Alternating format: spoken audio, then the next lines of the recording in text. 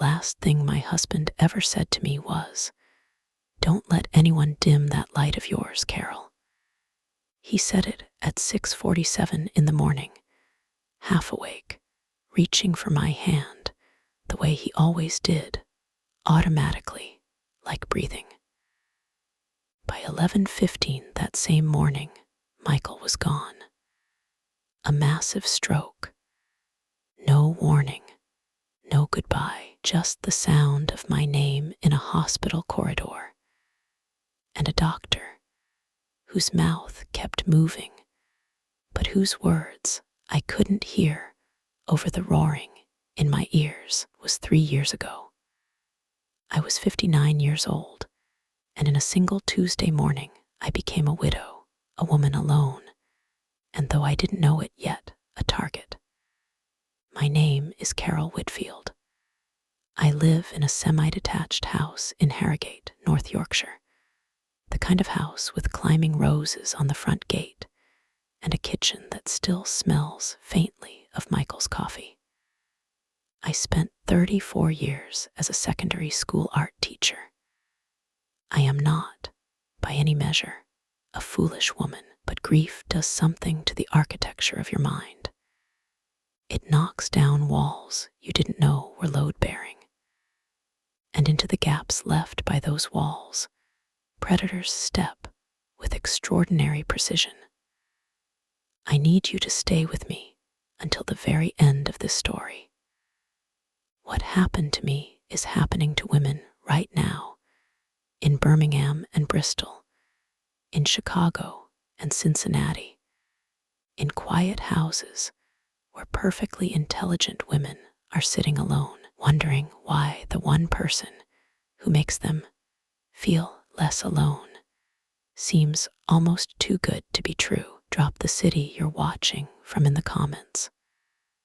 I want to know how far this story reaches, because it needs to reach everywhere. I joined the online grief support group because my GP suggested it. Just to have somewhere to process things, Carol. You don't have to talk if you don't want to.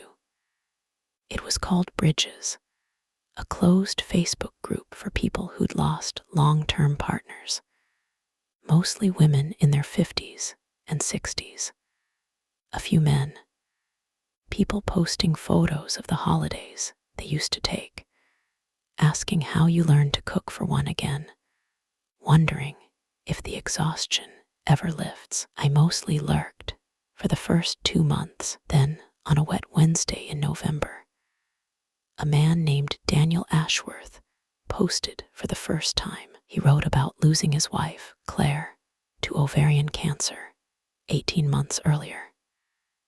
He was 62, semi-retired, a civil engineer who'd worked on infrastructure projects across Europe. He wrote carefully, thoughtfully. He didn't perform his grief the way some people did online. No dramatic declarations, no fishing for sympathy. He just described sitting in his kitchen with 2 mugs of tea before he remembered, and that particular detail, 2 mugs, broke something open in me that I hadn't realized was still sealed shut. I commented, just 3 words, "I understand completely." He replied within the hour, "I had a feeling someone would." That was the beginning. Within a week, we had moved to private messages. Within 2 weeks, to WhatsApp. Within a month, Daniel Ashworth was the first person I spoke to in the morning and the last person I messaged at night. He had this quality, I struggle to describe it, of making you feel both fully seen and entirely safe. He asked about Michael. He wanted to know who Michael had been, not just how he died. He remembered small details I'd mentioned in passing. He sent me a photo of a first edition Hockney print at a market in Vienna, saying it reminded him of something I'd told him about my love of color. I won't pretend I wasn't falling for him. I was. Slowly, cautiously, guiltily at first. That particular widow's guilt that makes you feel like happiness is a form of betrayal. But Daniel was patient with that too. Loving someone new doesn't erase what you had, he wrote once. It just means you're still capable of it. That's not a betrayal, that's survival. He was perfect. Completely, flawlessly perfect. And that, I understand now, was the first clue I missed entirely. We had been talking for 2 months. When he mentioned the project, it came up naturally, embedded in a longer message about his day. He was working on a consultancy contract, bridge renovation, somewhere in Aberdeen. Standard stuff. Then, almost as a footnote, bit of a cash flow headache this month, honestly. One of the project partners delayed their transfer, and I'm waiting on the bank to release funds. Engineering, it's feast or famine. I didn't think much of it. I said something sympathetic. He didn't ask me for anything. That's what I want you to understand. He didn't ask.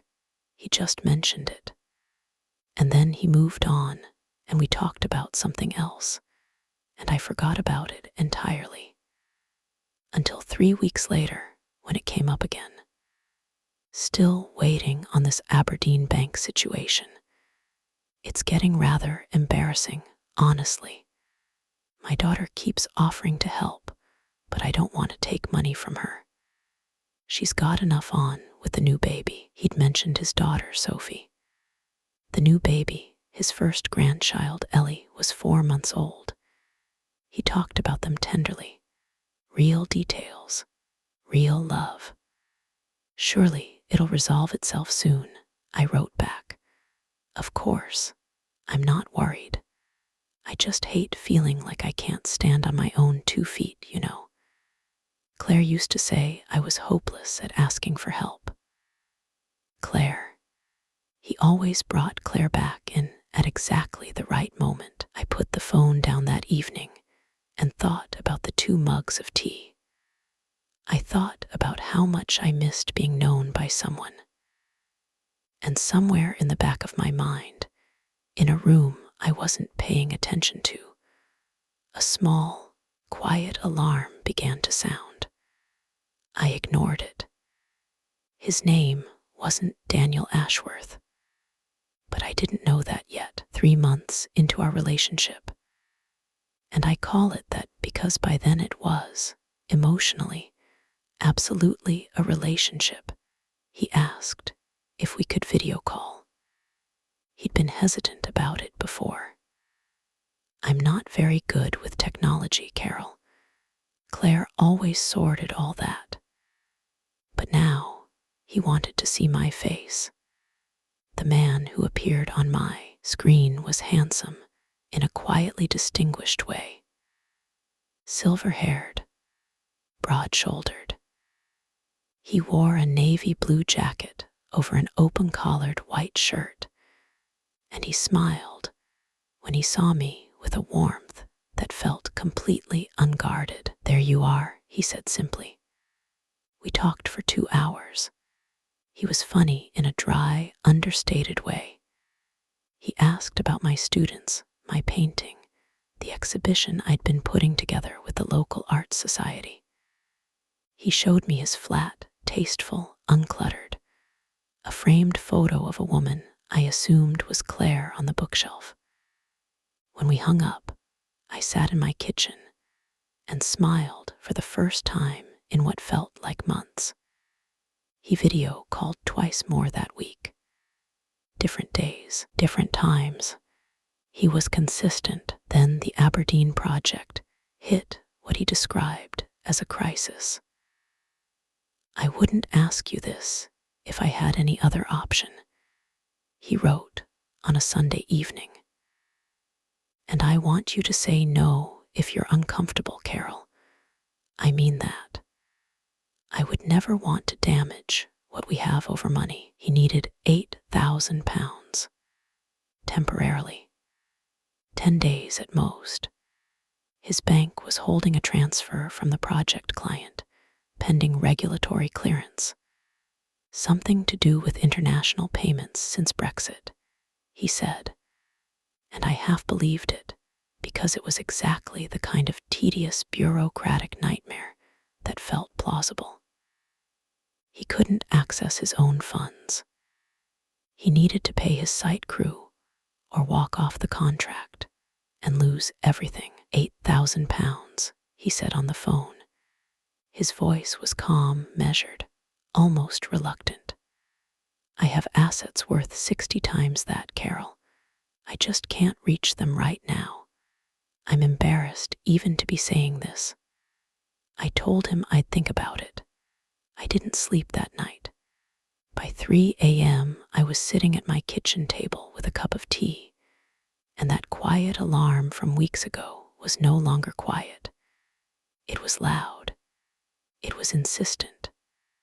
And for the first time, I let myself actually listen to it. I thought about every conversation we'd had. The way he'd mentioned the cash flow problem, once, twice, 3 times, always lightly, never pressuring. The way he'd established his wealth before mentioning the temporary problem. The way Claire always appeared at moments of emotional vulnerability, like a prop being repositioned. I thought about the video calls, the same blue jacket in different calls, how his background had always been slightly dark, slightly blurred. I thought, what do I actually know about this man? The answer, when I sat with it honestly, was nothing I could verify. In the morning, I called my friend Patricia. Patricia Holt is 64, a retired solicitor from Leeds who has the emotional temperature of a fax committee and the patience of someone who has spent decades watching people make catastrophic decisions. I had known her for 22 years. She was one of the 6 people who sat with me in the hospital the day Michael died. I told her everything. She listened without a word. When I finished, there was a silence. Then she said, "Carol, I need you to listen to me very carefully. Do not transfer a single penny. And I need you to do something for me right now." Patricia called me back in 40 minutes.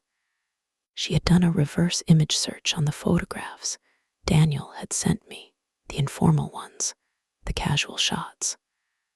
A man in a garden. A man at what he'd called a work conference in Hamburg.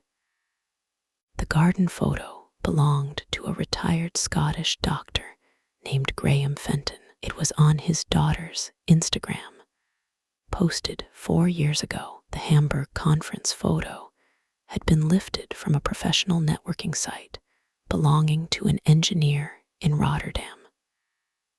Daniel Ashworth did not exist.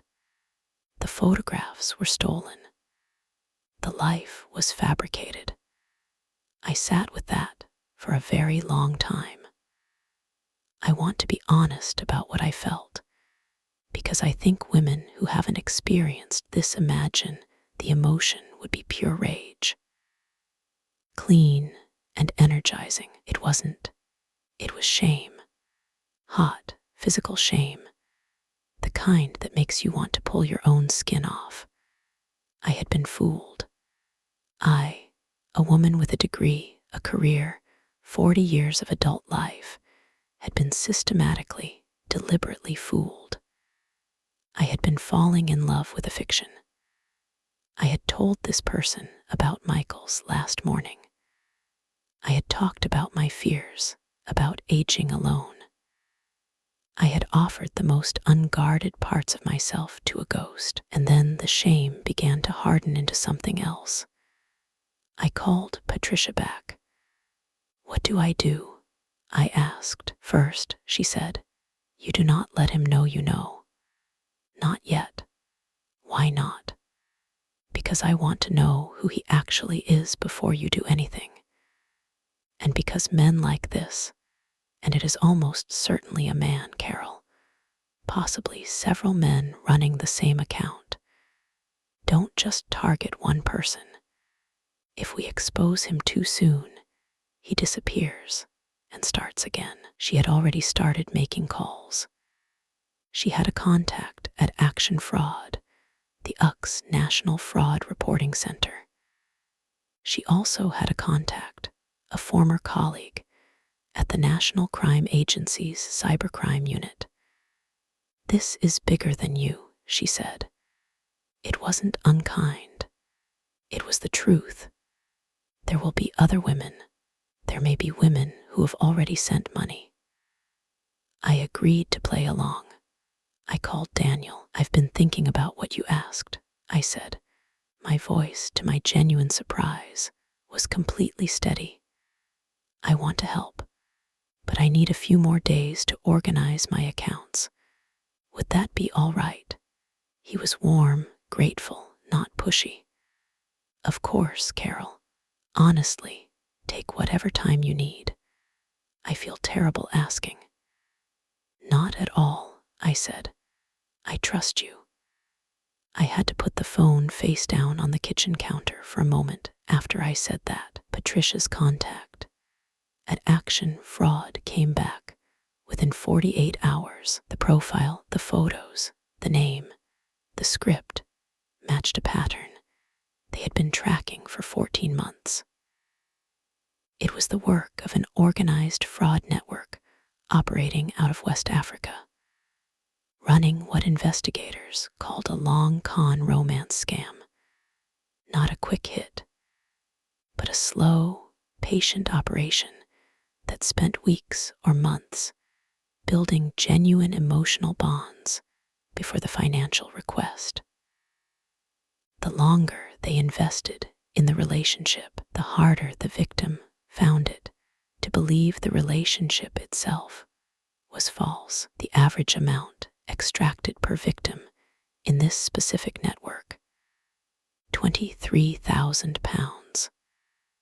The oldest victim they'd identified, 71 years old, a retired nurse from Dorset who had remortgaged her home.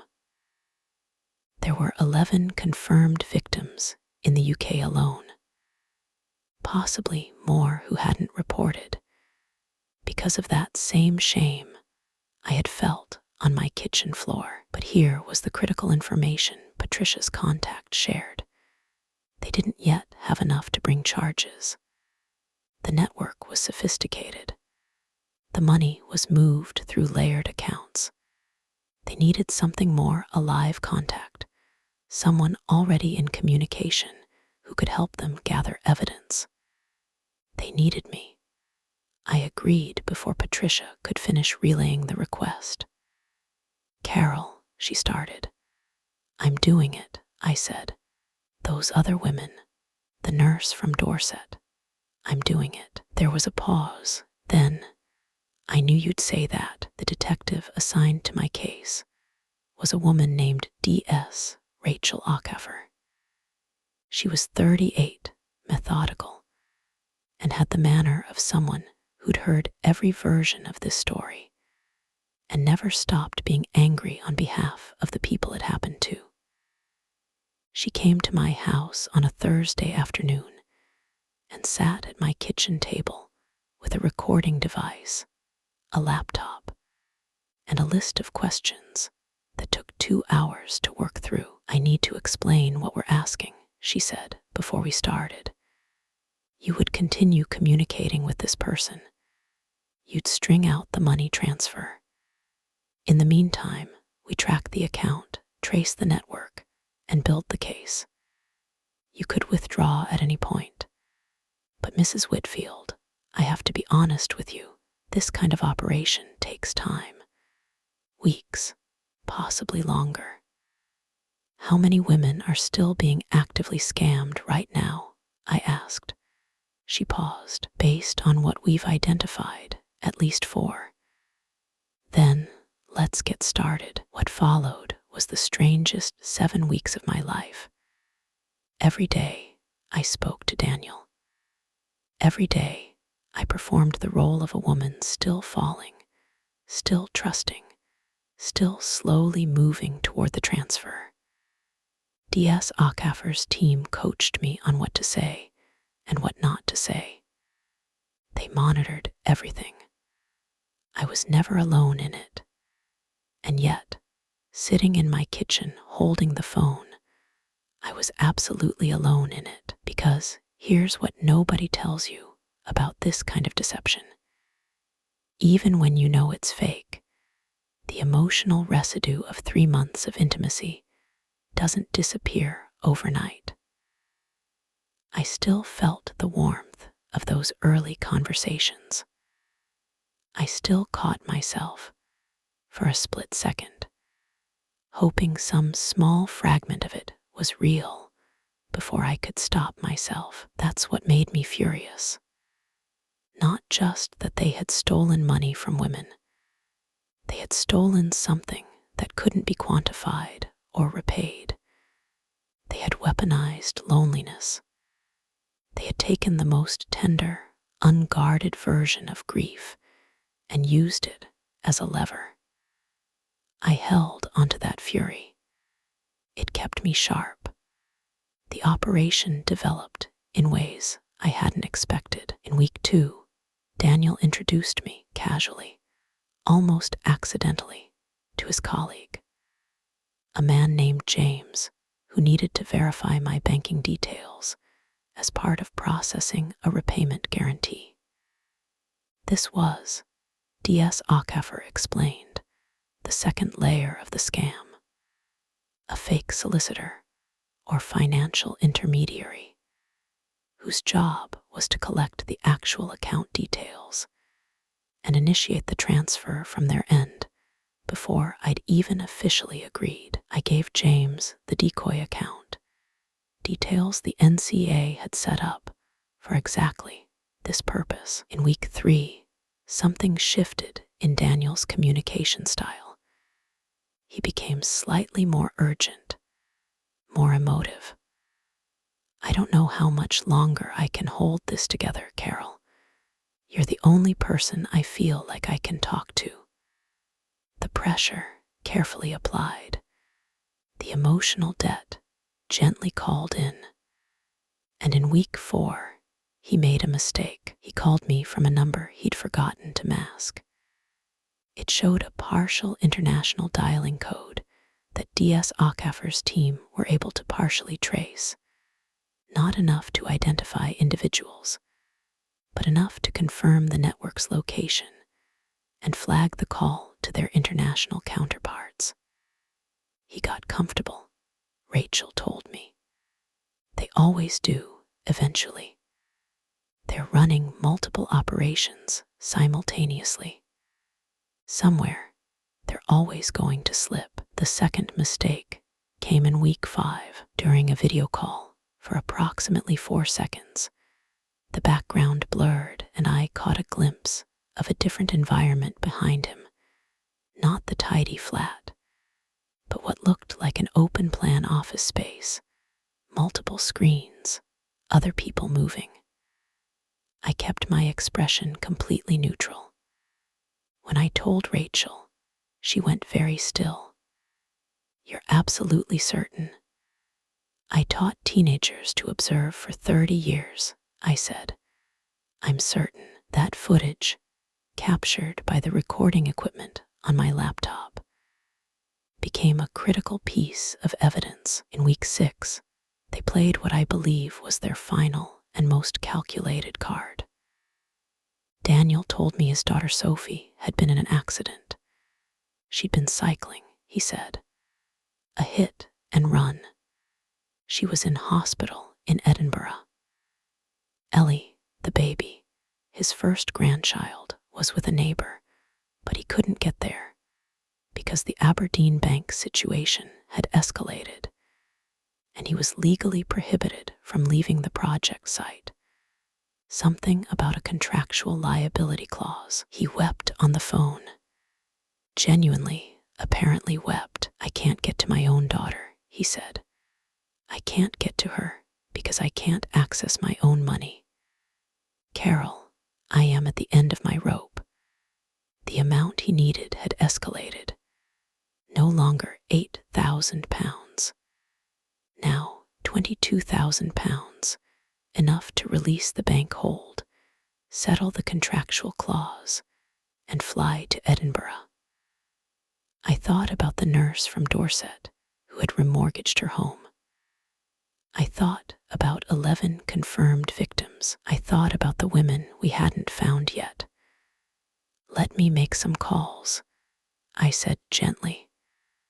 "I'll see what I can do." Then I rang Rachel Ockafer and told her they'd played the sick grandchild card.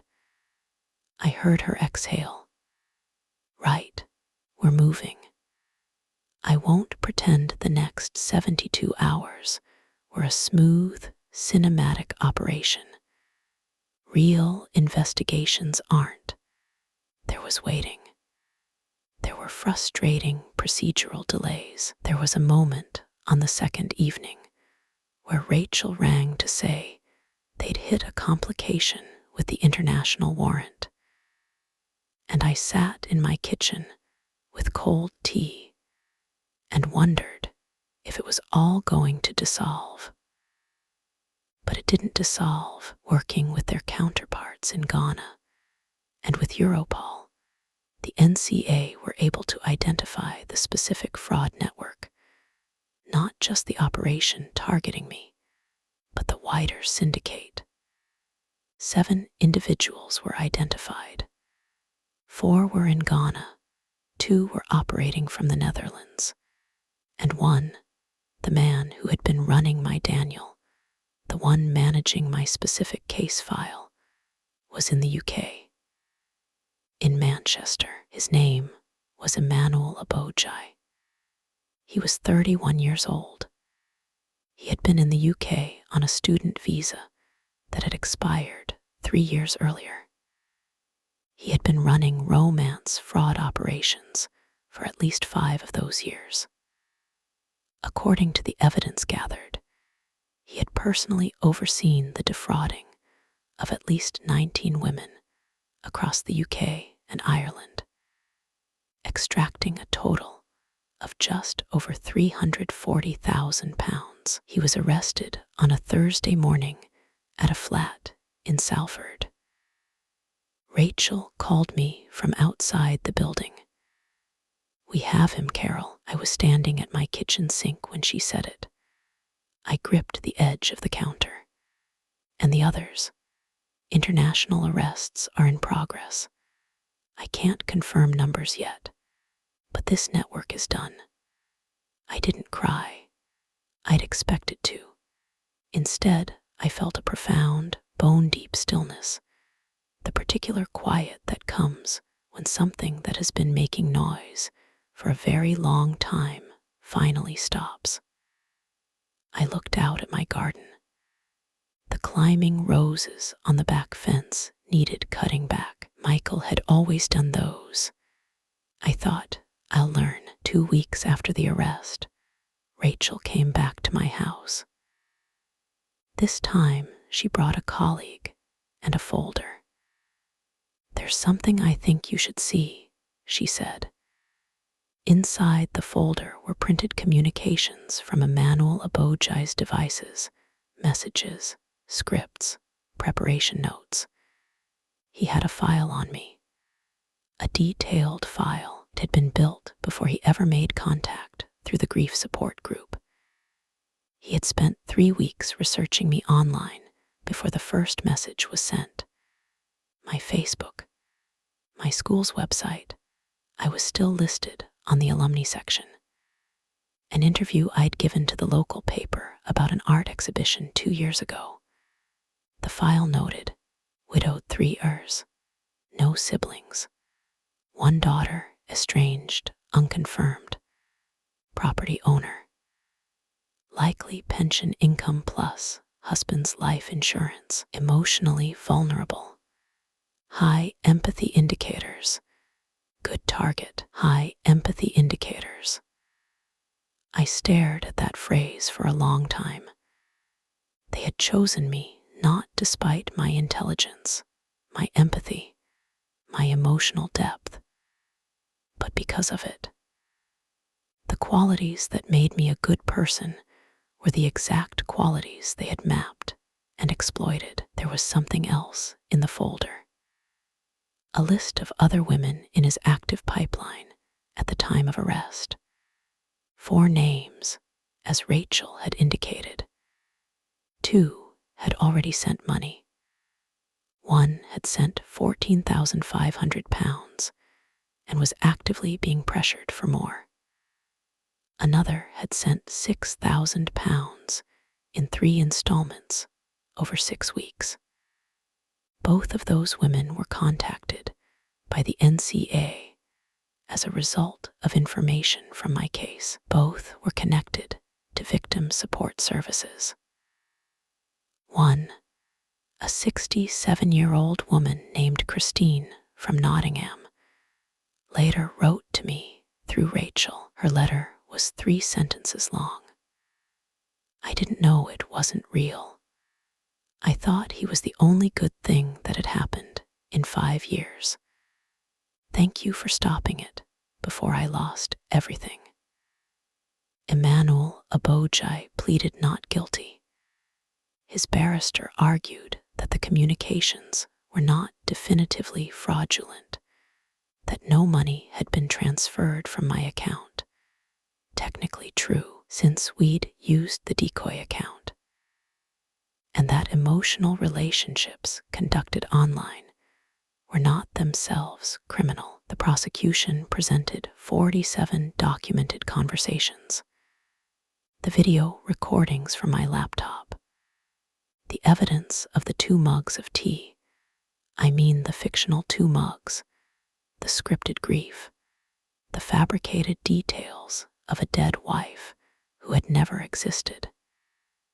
They presented the testimony of 3 other victims. They presented the file on me, the research notes, the empathy indicators, the calculated targeting. I gave evidence. I had spent weeks dreading it. I lay awake, imagining the barrister making me sound like a foolish, lonely woman who'd been naive enough to fall for an obvious trick. I'd rehearsed the shame in my head until it was familiar. What I hadn't rehearsed was the anger. When I sat in the witness box and was asked to describe, in my own words, the nature of the relationship I believed I had with the defendant, I didn't feel ashamed. I felt clear. He spent 3 months studying me, I said. He learned what I'd lost, what I feared, what I hoped for. He constructed a person designed specifically to be everything I needed. And then he used that person to try to take everything I had. I looked directly at Emmanuel Abojai when I said the next part. He thought loneliness made me weak. He was wrong. The jury was out for 11 hours, guilty on all counts. Wire fraud, identity theft, conspiracy to commit fraud, 2 additional counts of fraud by false representation relating to Christine from Nottingham, and the second identified victim. Emmanuel Abojai was sentenced to 6 years and 4 months in prison. 3 members of the Ghana-based network received sentences through Ghanaian courts in a parallel prosecution. The 2 Netherlands-based operatives were charged under EU cybercrime law. The network was dismantled. I won't tell you that the aftermath was simple. The shame doesn't vanish with a guilty verdict. It fades slowly, like a bruise. There were weeks, months, when I couldn't talk about it without feeling that hot flush of self-recrimination, that voice saying you should have known, you should have seen it. I started seeing a therapist, a woman in Harrogate who specialized in financial trauma and coercive control. She said something in our third session that I've turned over in my mind many times since. The scammer didn't exploit a weakness, she said. He exploited your capacity to love. Those are entirely different things. One is something to fix. The other is something to protect. I kept painting. That surprised me. I thought I might stop for a while. But if anything, I painted more. Bigger. The studio I set up in Michael's old office became the room I spent most of my time in, and there was something about the physical act of making color out of nothing that felt like the right response to what had happened. I also started talking, first to the Art Society, then to a local women's charity, then to Age UK. Then, when a journalist from a national newspaper contacted me through Rachel Ockhaffer, I agreed to an interview. "Why did you decide to go public?" she asked. "Because the alternative is silence," I said. "And silence is what they're counting on." The article ran in February. My inbox was flooded. Women from Glasgow, from Cardiff, from Wolverhampton, from Dublin, from Vancouver, from Sydney. Women who'd been through versions of the same story. Women who were in the middle of it right now and had found the article and were shaking as they typed. Women whose mothers or sisters or friends were in it, and they didn't know how to help. One message stopped me completely. It was from a woman called Margaret. She was 74. She lived in Florida. She had sent $47,000 to a man she'd been talking to for 4 months before her daughter intervened. "I thought I was too old and too silly for anyone to really be interested in me," she wrote. "He made me feel like I still mattered. And I know that sounds pathetic." I wrote back immediately. "It doesn't sound pathetic at all," I told her. "It sounds human, and that's exactly what they count on." I am not writing this to make women afraid of connection. I am not writing this to say that love after loss is impossible, or that every kind stranger online is a predator. Neither of those things is true. I'm writing this because the woman I was 18 months ago, the woman sitting in the grief support group, grateful for a message that noticed her, deserved better information than she had. So here is what I know now. The first thing they establish is believability. Not perfection, believability. They make mistakes, mention small vulnerabilities, reference a dead partner with specific details. Specificity feels like truth. It isn't. The second thing they establish is emotional debt, not through grand gestures, but through sustained, consistent, patient attention.